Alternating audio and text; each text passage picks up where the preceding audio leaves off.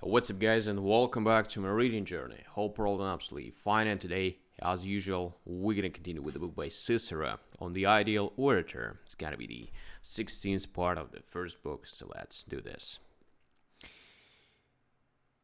I realize someone may say that only certain pronouncements and cases, and only knowledge that is restricted by the barriers of the forum, are the special property of orators, and I certainly admit that our oratorical activities are in general more often involved with this.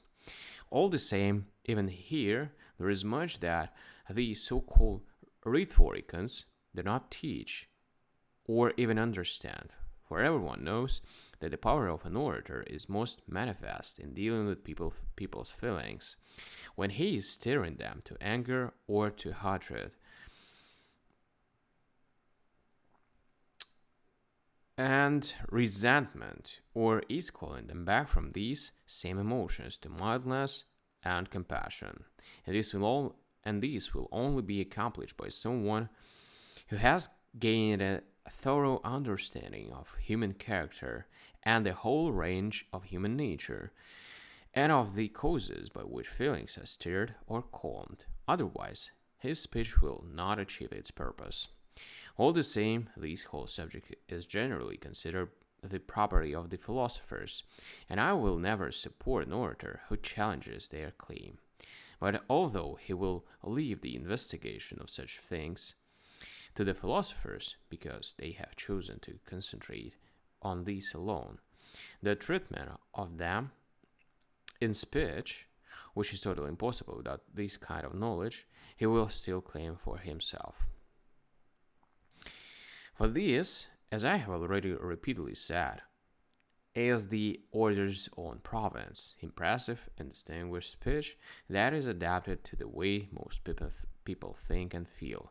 I acknowledge that Aristotle and Theophrastus have written about all these, but I'm afraid, Scaevola, that this point is wholly in my favor, for what the orator and they share, I need not borrow from them, whereas they do admit that what they have to say about such matters belongs to the orators. It is for this reason that they call their other books by the name of the subject involved, but entitle these books on rhetoric and refer to them as such.